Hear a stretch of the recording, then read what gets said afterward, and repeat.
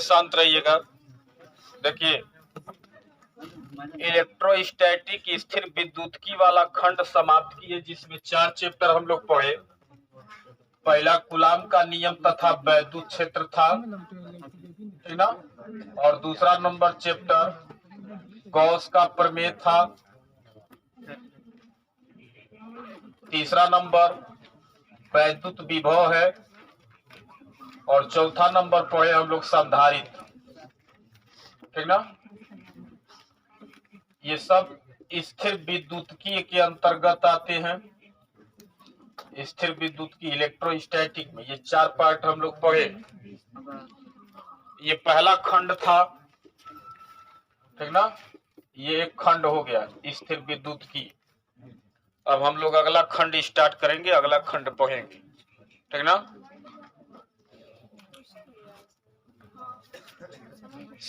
नए सिलेबस में उसको शामिल नहीं किया गया, हम कल चेक किए थे, ठीक ना। तो फ्री फोकट में उसके लिए माइंड खर्च करना कोनो अच्छी बात नहीं। फिर भी अभी चेक करेंगे, जुलाई अगस्त तक अगर आ जाएगा तो फिर पलट के हम उसे आके दोबारा पढ़ा देंगे। हम लोग अगला खंड पढ़ेंगे, बहुत ध्यान से सुनिएगा आप लोग। देखिए, अभी तक मान लीजिए जो भी आप डिस्टर्बिंग किए हैं कोनो बात नहीं, लेकिन अब से अगर आप लोग ध्यान देंगे तब वो बहुत है। अभी कुछ नहीं निकला है, ठीक ना। अभी टोटल देखा जाए तो 8 नंबर का अभी तक हम लोग पढ़े हैं। ये 4 चैप्टर मिला करके पढ़े, अभी तक ये 8 नंबर का हुआ है, ठीक ना। तो अभी सब वैसे बचा हुआ है।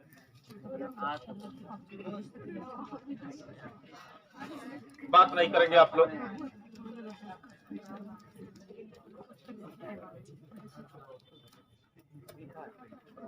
ये खंड ख में हम लोग पढ़ेंगे, ठीक ना। पहला नंबर चैप्टर पढ़ेंगे वैद्युत चालन,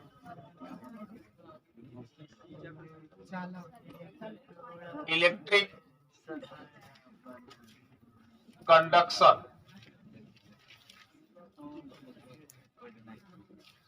वैद्युत चालन। वैद्युत चालन में सबसे पहला नंबर हेडिंग इस चैप्टर के अंतर्गत क्या होगा, तो पहला नंबर यही हेडिंग है, वैद्युत धारा। वैद्युत धारा, इलेक्ट्रिक करंट,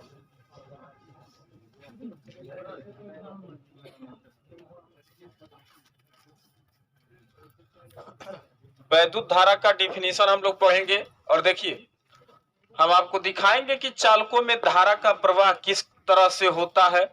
बस केवल धारा से रिलेटेड इस खंड में हमको पढ़ना है, ठीक ना। वैद्युत चालन है, पहला खंड ख का पहला नंबर चैप्टर का नाम है, ठीक। अगर टोटल काउंटिंग किया जाए तो ये नंबर 5 होगा, ठीक ना। इलेक्ट्रिक कंडक्शन, इसमें सबसे पहला नंबर हेडिंग पढ़ेंगे हम लोग वैद्युत धारा। देखिएगा, धारा का डिफिनेशन देंगे, लेकिन उससे पहले देखिए, पदार्थ जो होता है वो 3 कैटेगरी में है। एक चालक है, बात नहीं, और एक अचालक होता है, और तीसरा जो होता है वो अर्धचालक होता है, ठीक ना। इसको कंडक्टर बोलते हैं, ये सेमी कंडक्टर होता है, और ये इंसुलेटर होता है, अचालक। आपको ये भी पता होगा, अभी तक आप लोग इतना ही जानते होंगे कि चालकों में धारा का प्रवाह होता है, अचालकों में बिल्कुल नहीं होता है। अचालक जैसे प्लास्टिक, सूखी लकड़ी, ठीक ना, कागज, इनमें क्या धारा का प्रवाह हो सकता है? नहीं हो सकता है। अर्धचालकों में धारा का प्रवाह होता है। सुनिएगा, एक बात और बता दें, हम सबसे लास्ट चैप्टर फिजिक्स में पढ़ेंगे सेमीकंडक्टर, केवल अर्धचालक के बारे में पढ़ेंगे। और अर्धचालक को आप हल्के में न लीजिएगा, अर्धचालकों का बहुत बेहतर उपयोग होता है अपने परिपथों में, ठीक ना। अर्धचालकों में धारा का प्रवाह, वैसे नॉर्मली अगर शुद्ध अर्धचालक की बात करें तो 2 शुद्ध अर्धचालक होता है, सिलिकॉन और जर्मेनियम। जो ये कार्बन परिवार के तत्व होते हैं। ग्रेफाइट भी कार्बन परिवार का तत्व होता है क्या, या कार्बन का क्या होता है, वो अपरूप होता है, ठीक ना। और आपको पता है कि ग्रेफाइट में धारा का प्रवाह होता है, ठीक ना। और ये तो कार्बन परिवार के ही तत्व हैं, और ये एकदम शुद्ध शुद्ध मतलब किसी प्रकार की इनमें कोई इम्प्योरिटी यानी कि अपद्रव्य न मिलाया जाए तो सिलिकॉन और जर्मेनियम अर्धचालक होते हैं। नॉर्मली अर्धचालकों में धारा का प्रवाह हम करते हैं तो इतना कम होता है कि ये ना के बराबर होता है, ठीक ना।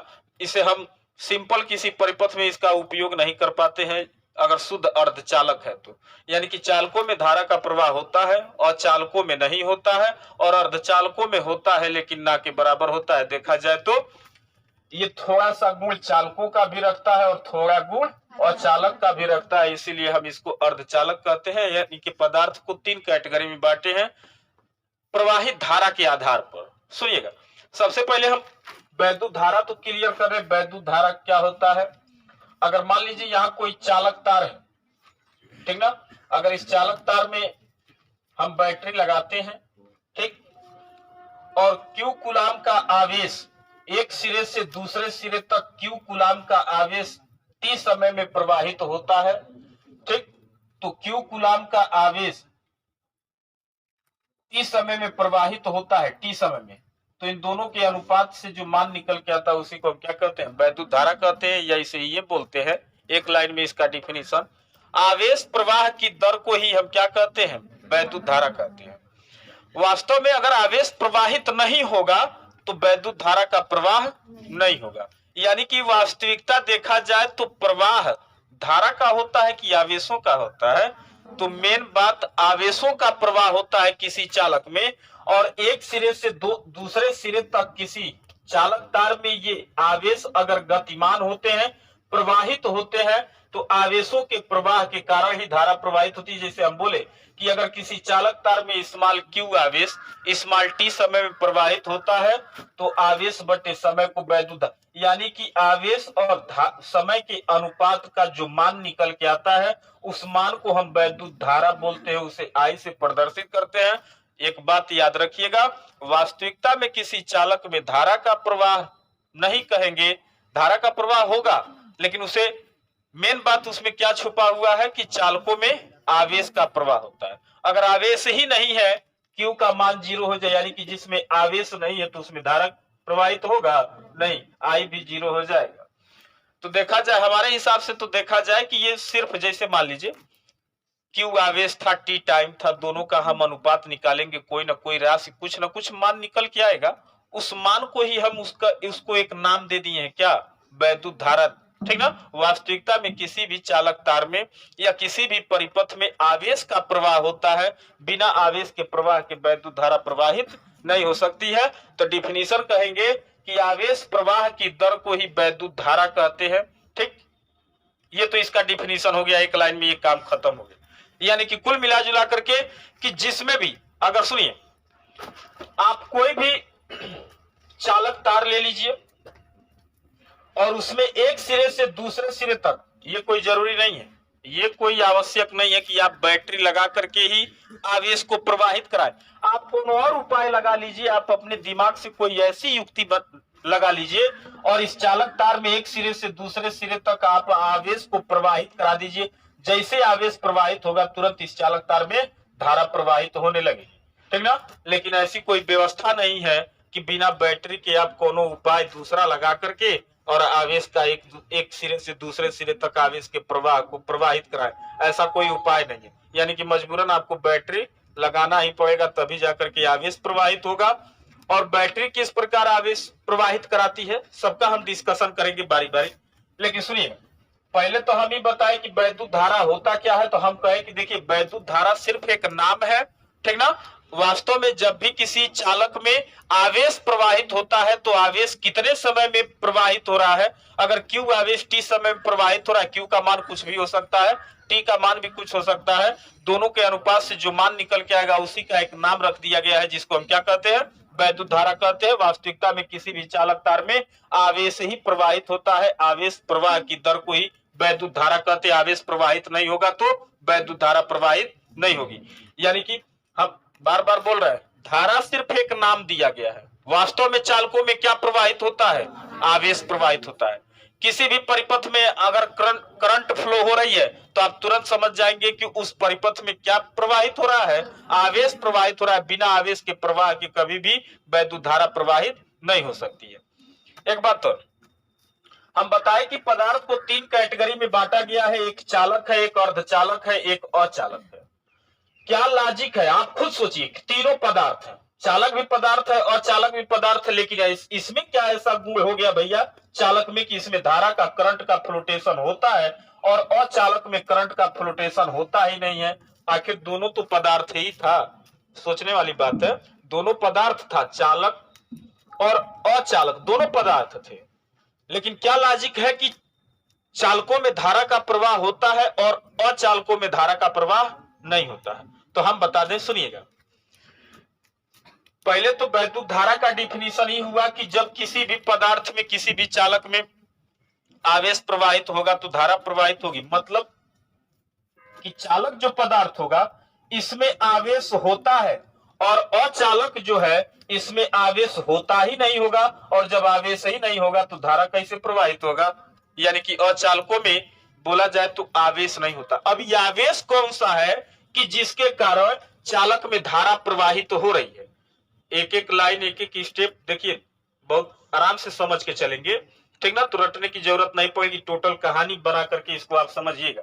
हम आपको क्या बताए कि जब भी किसी भी पदार्थ में, चालक की बात ही छोड़ दीजिए, जब किसी पदार्थ में आवेश प्रवाहित होगा तो उसमें वैद्युत धारा प्रवाहित होगी। अगर आवेश प्रवाहित नहीं होगा तो वैद्युत धारा प्रवाहित नहीं होगी। वास्तविकता में पदार्थों में या चालकों में आवेश का प्रवाह होता है, ठीक ना?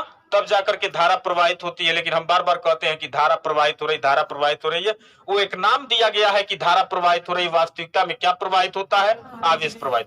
अब दूसरी बात कि पदार्थ जो होता है वो आपके सामने हम लिखे इसे 3 कैटेगरी में बांटे, चालक, अचालक और अर्धचालक।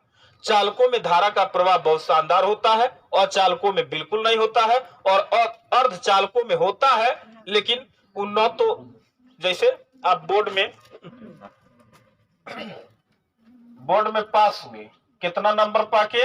35%, क्योंकि 33% आप सब सब्जेक्ट में ला देंगे तो सब में पास हो जाएंगे।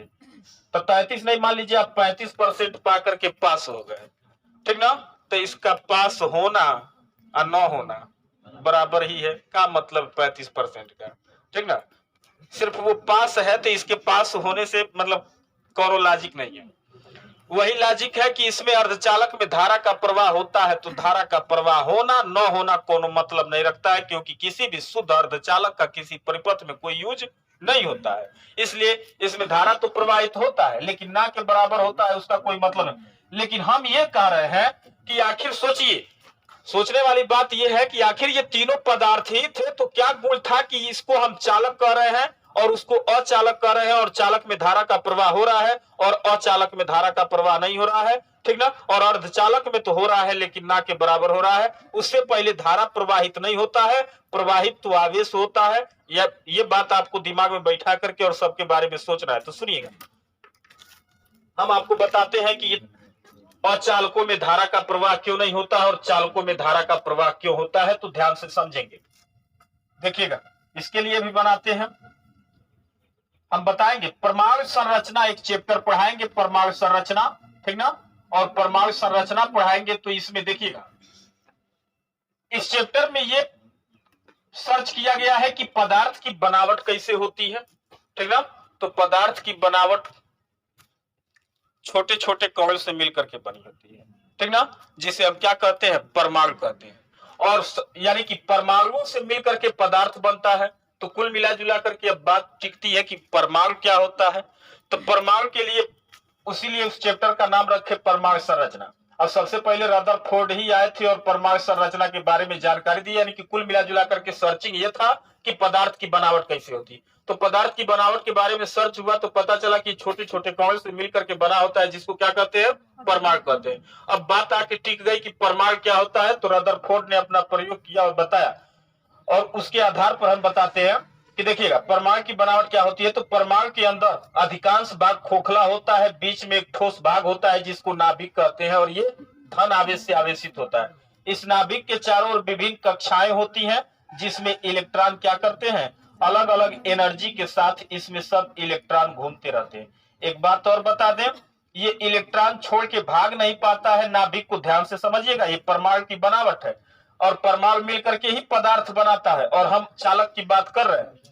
तो ये जो इलेक्ट्रॉन होता है इस पर ऋण आवेश होता है, इलेक्ट्रॉनों पर ऋण आवेश होता है, और नाभिक पर क्या होता है, धन आवेश। एक बात और बता दें, परमाणु जो होता है प्रारंभिक अवस्था में उदासीन रहता है, इस पर कोई चार्ज नहीं रहता है, ये यानी कि सभी परमाणु उदासीन रहते हैं। और जब सब भी परमाणुओं को मिला के आप पदार्थ बनाएंगे, तो जब परमाणु उदासीन तो पदार्थ भी क्या रहता है, उदासीन ही रहता है। अब सुनिएगा, जितना इलेक्ट्रॉनों का कुल आवेश ऋणात्मक में होगा उतना अकेले नाभिक का धन आवेश होता है, यानी कि जितना प्लस उतना ही सब इलेक्ट्रॉनों का मिलकर के ऋण आवेश, प्लस और माइनस मिलकर के ये न्यूट्रल हो जाता है, उदासीन होता है। तो सभी पदार्थों की बनावट ऐसे ही होती है, यानी कि ये चालक की बनावट हो गई, तो यहाँ अचालक की बनावट भी ऐसे ही होती है। नाभिक के चारों ओर विभिन्न कक्षाओं में ये इलेक्ट्रॉन क्या करते हैं, घूमते रहते हैं, और इलेक्ट्रॉन ऋण आवेशित होता है, नाभिक धन आवेशित होता है।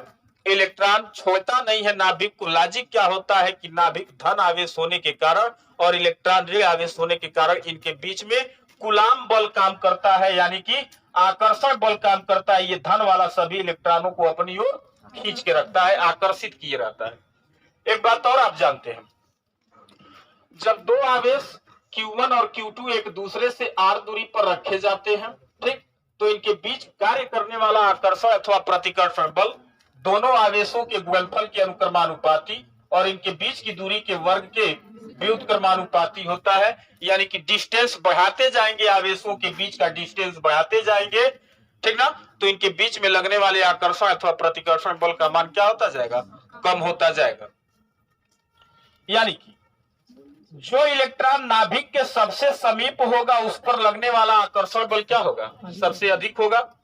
जो इलेक्ट्रॉन नाभिक से दूर होगा उस पर लगने वाला आकर्षण बल क्या होगा, कम होगा। अब सुनिएगा, कमरे के ताप पर टेम्परेचर पर, ताप एक प्रकार की बोले तो उष्मा एक प्रकार की क्या होती है, ऊर्जा होती है, ठीक ना, और ऊर्जा की कभी हानि नहीं होती है, ऊर्जा का केवल रूप बदलता है।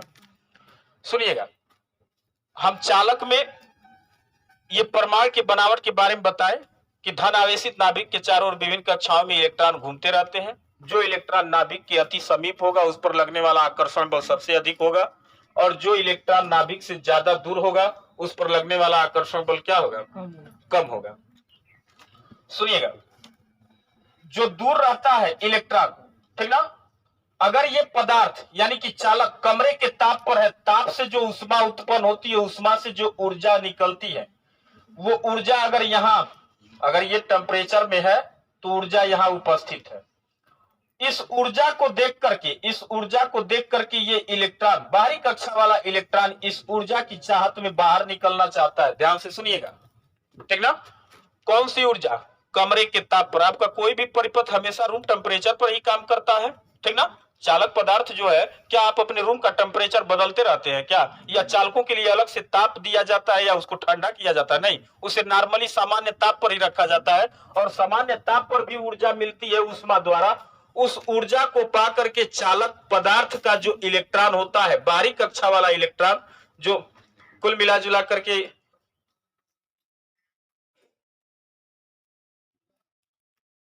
बोर्डों पर देख ले भाई, देखिएगा बोर्ड पर देख लीजिए, एक कहानी बता रहे, बहुत लोगों को नींद आ रहा है, हाँ, इस भाव में बैठे हैं जैसे लग रहा है कि हम एकदम सुबह उठ के आ गए, हम लोरी सुना रहे हैं, एकदम मस्त आंख बंद करके सोइए, कोनो तकलीफ नहीं है। नहीं, कुछ हम एनर्जी देते हैं आप लोगों को भी, नहीं तो तुम लोग सो जाओगे यार। मतलब सुनिएगा, बाहरी कक्षा वाला इलेक्ट्रॉन, सुनिए, सुनो, इधर हम अब चेंज करते हैं, तुम लोग चेंज करने पर मजबूर करते हैं।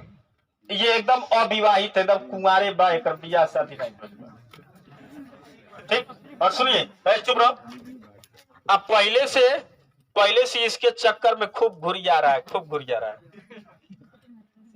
लेकिन काफी दिन से इस चक्कर मार रहा था, तो इसको भी मतलब इसको देख करके इसका जियरा उबिया गया था, इसका बाहरी वाले इलेक्ट्रॉन का इस नाभिक धन आवेश से जो आकर्षण हो रहा था, काफी दिनों से इसी के फेरा में पड़ा हुआ था, ठीक ना। और देखते हुए इसका मन, रंजित भैया बहुत ध्यान से सुनिएगा, बाहर से कमरे के ताप पर उष्मा के रूप में जो ऊर्जा आई है, ठीक ना। अब वो जो ऊर्जा आई है एकदम समझ लिया कि एकदम आ गई कैटरीना कैफ। एक बार इसको देखता है, एक बार इसको देखता है, बात समझिएगा। तो ये अपने मन में विचार करता है, भैया बहुत दिन से तो कितना करता नहीं, अब तुम्हारा काम खत्म, ठीक ना। और देखिएगा बहुत खतरनाक आदमी है।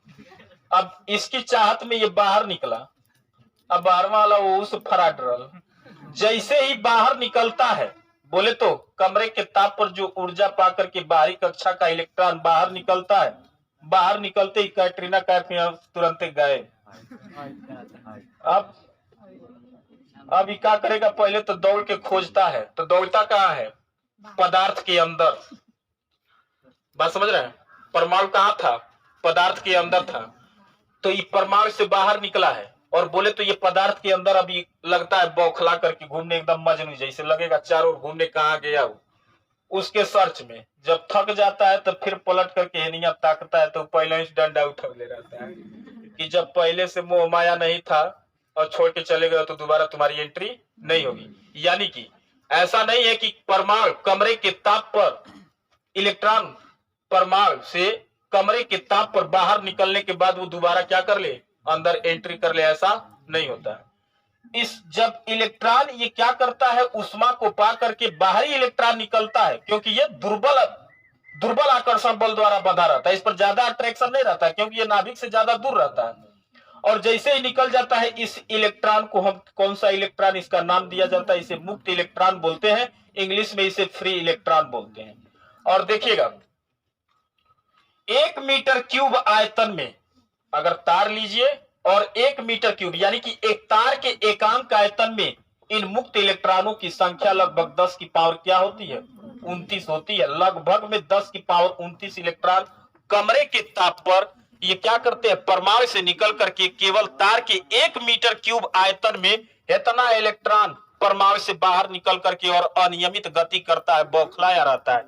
और जैसे ही क्या करते हैं, इलेक्ट्रॉन एक प्रकार से देखा जाए तो क्या है, आवेश है। और जैसे ही इस चालक पदार्थ पर हम बैटरी लगाते हैं, तो बैटरी लगाते ही इन इलेक्ट्रॉनों पर एक वैद्युत बल काम करता है, जो तार के एक सिरे से दूसरे सिरे तक इसको क्या करता है, गतिमान करा देता है। यानी कि इलेक्ट्रॉन सब जितने इलेक्ट्रॉन रहेंगे सब एक लाइन से गतिमान हो जाते हैं, एक सिरे से दूसरे सिरे की ओर। और हम कहते हैं कि अब ये इलेक्ट्रॉनों का प्रवाह क्या हो गया है, स्टार्ट। और इलेक्ट्रॉनों का प्रवाह बोले तो इलेक्ट्रॉन एक प्रकार से क्या था, आवेश था, तो आवेश का प्रवाह स्टार्ट हुआ, और आवेश के प्रवाह से क्या उत्पन्न होती है, वैद्युत धारा उत्पन्न होती है। यानी कि चालकों में वैद्युत धारा इसलिए प्रवाहित होती है क्योंकि चालक पदार्थों के अंदर उसकी ऐसी बनावट होती है कि उसके परमाणु से इलेक्ट्रॉन निकल जाते हैं, और केवल 1 मीटर क्यूब आयतन में लगभग 10 की पावर 29 फ्री इलेक्ट्रॉन, मुक्त इलेक्ट्रॉन पाए जाते हैं, जो आवेश या धारा प्रवाह में क्या करते हैं, भाग लेते हैं, जब उन पर हम बैटरी लगाते हैं तब।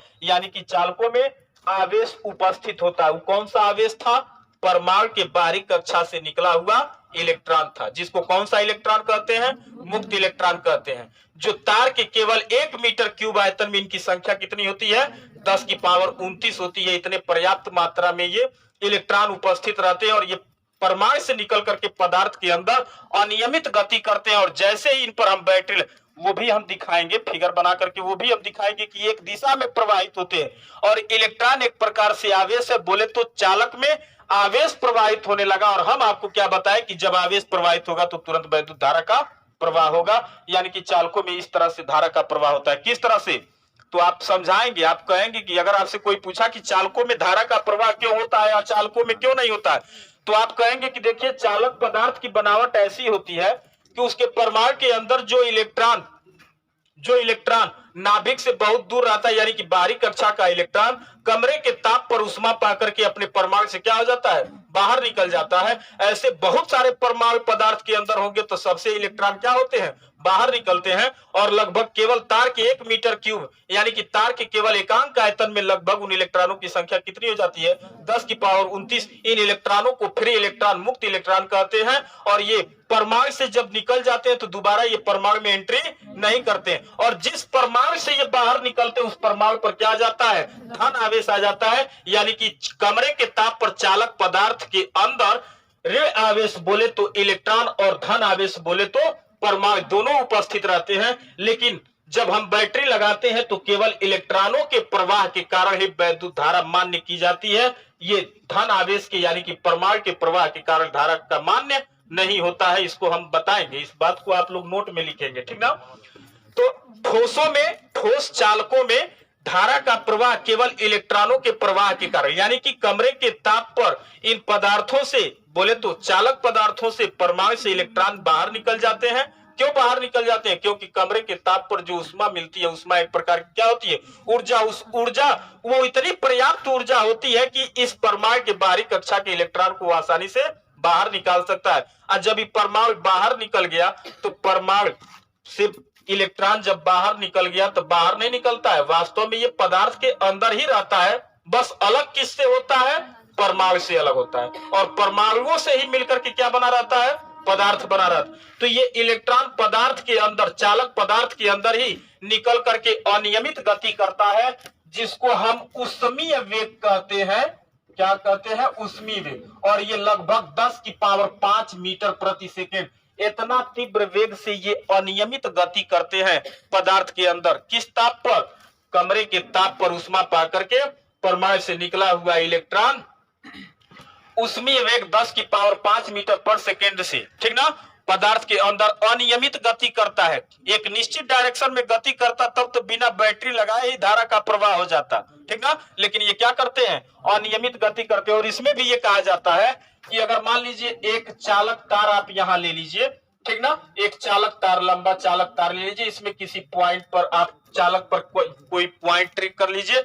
जितना इलेक्ट्रॉन बाएं से दाएं जाते हैं उतने इलेक्ट्रॉन फिर दाएं से बाएं आ जाते हैं, क्योंकि ये अनियमित गति करते हैं। इसलिए नेट आवेशों का प्रवाह 0 होता है, इसलिए बिना बैटरी लगाए इसमें धारा का प्रवाह नहीं होता है। और चालकों के अंदर धारा प्रवाह बिना बैटरी के नहीं होता है। और सुनिए, चालकों में ये मुक्त इलेक्ट्रॉन, फ्री इलेक्ट्रॉन पाया जाता है जो परमाणु से बाहर निकला रहता है। और तार के केवल 1 मीटर क्यूब आयतन में इसकी संख्या कितनी होती है, 10 की पावर 29। इलेक्ट्रॉन एक प्रकार का आवेश है, यानी कि चालकों में हमें आवेश मिल गया, बस हम बैटरी लगाएंगे और यही आवेश क्या हो जाता है, प्रवाहित हो जाता है। और जैसे आवेश प्रवाहित होगा तुरंत उसमें धारा का प्रवाह होने लगता है। अब सुनिएगा, और चालकों में धारा का प्रवाह क्यों नहीं होता है, तो सुनिए, सेम कंडीशन था, इसको भी बाहर से एनर्जी आकर के लुभा रहा है, लेकिन पहले है अविवाहित था, मतलब कुआरों कल्टी मारे वाला रहा।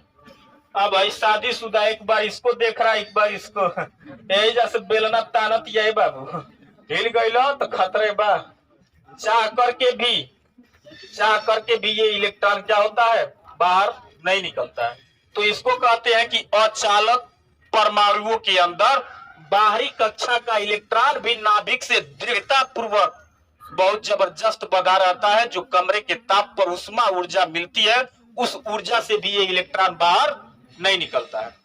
अगर टेम्परेचर बढ़ा भी देते हैं तब भी ये इलेक्ट्रॉन बाहर इतना वफादार होता है कि आप टेम्परेचर बढ़ा करके पदार्थ को ही समाप्त कर दीजिए, जला करके राख कर दीजिए, लेकिन फिर भी ये बाहरी कक्षा वाला इलेक्ट्रॉन अपने नाभिक को छोड़ करके बाहर नहीं निकलता।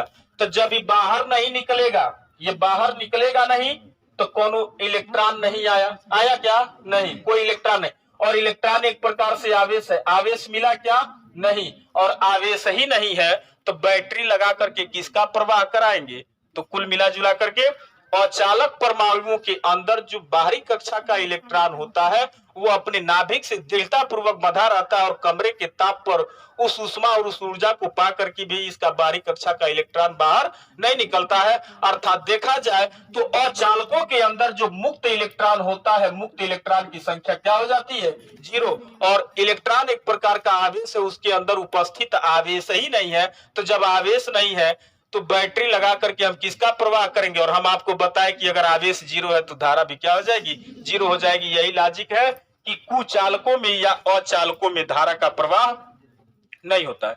लेकिन सेमीकंडक्टर में, अर्धचालक में इलेक्ट्रॉन निकलते हैं, लेकिन जितना हाई निकला हुआ है, कितना, 10 की पावर 29, उतना इलेक्ट्रॉन नहीं निकल पाता। इलेक्ट्रॉन निकलता है परमाणु से, लेकिन बहुत कम इलेक्ट्रॉन निकलते हैं, इलेक्ट्रॉनों की संख्या बहुत कम होती है। देखिएगा Q बराबर होता है N इंटू E होता है। आवेशों का क्वांटीक्रम पढ़ाए थे तो बताए थे Q बराबर Ne होता है, तब I बराबर Ne/T लिखेंगे, ठीक ना। E तो फिक्स हो गया, इलेक्ट्रॉन का आवेश 1.6 10 की घात -19। अब देखिएगा टाइम को भी फिक्स कर दे तो I प्रोपोर्शनल किसके हो जाएगा, N के। N क्या है, मुक्त इलेक्ट्रॉनों की संख्या है। जिसमें मुक्त इलेक्ट्रॉन अधिक होगा उसमें धारा का प्रवाह अधिक होगा, यानी कि चालकों में मुक्त इलेक्ट्रॉनों की संख्या अधिक होती है तो उसमें धारा का प्रवाह अधिक होता है।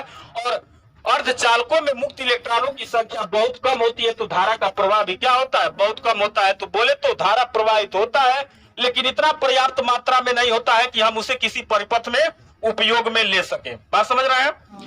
और I प्रोपोर्शनल N है। अगर अचालक की बात करें तो अचालकों में मुक्त इलेक्ट्रॉन होता ही नहीं है, मुक्त इलेक्ट्रॉन 0 तो धारा भी क्या हो जाएगी, 0 हो जाएगी। यानी कि पदार्थ की बनावट तो हुई है, ठीक, चालक, अचालक और अर्धचालक। तो अगर आपसे कोई पूछेगा कि चालकों में धारा का प्रवाह क्यों होता है तो आप क्या जवाब देंगे, कहेंगे कमरे के ताप पर चालक पदार्थों के अंदर मुक्त इलेक्ट्रॉन पाए जाते हैं और लगभग 1 मीटर क्यूब आयतन में 10 की पावर 29 मुक्त इलेक्ट्रॉन, फ्री इलेक्ट्रॉन उपस्थित रहते हैं। और इलेक्ट्रॉन एक प्रकार का क्या है, आवेश है। और जब चालकों पर हम बैटरी लगाते हैं तो यही आवेश एक सिरे से दूसरे सिरे की ओर क्या होता है, प्रवाहित होता है। अर्थात आवेश प्रवाहित होने लगा और आवेश प्रवाह की दर को ही क्या कहते हैं, धारा कहते हैं। और कहेंगे अचालकों में धारा का प्रवाह इसलिए नहीं होता है तो धारा क्या होता है, तो किसी भी चालक पदार्थ में आवेश प्रवाह की दर को वैद्युत धारा कहते हैं। वास्तविकता में धारा प्रवाहित नहीं होता है, प्रवाह तो आवेशों का होता है। और उसके बाद पदार्थ को 3 कैटेगरी में बांटे, एक चालक, अर्धचालक और अचालक। चालकों में धारा का प्रवाह देख रहे हैं आप कैसे हो रहा है, अचालक। अभी इसके आगे मैं दिखाऊंगा, अभी तो मैं ये सिर्फ आपको समझाया हूं। अभी तो इस कहानी में सिर्फ इतना है कि चालकों में धारा का प्रवाह होता है। क्यों, क्योंकि इसमें अविवाहित इलेक्ट्रॉन नहीं, मुक्त इलेक्ट्रॉन उपस्थित होते हैं और अचालकों में कोई मुक्त इलेक्ट्रॉन उपस्थित नहीं होता है। अभी तो ये हो गया। उसके बाद अब हम तार के अंदर इलेक्ट्रॉन को भी अलग करेंगे, परमाणु पर धन आवेश को भी दिखाएंगे, बैटरी भी जोड़ेंगे और उसके बाद दिखाएंगे कि ये इलेक्ट्रॉन गति करता है और धारा में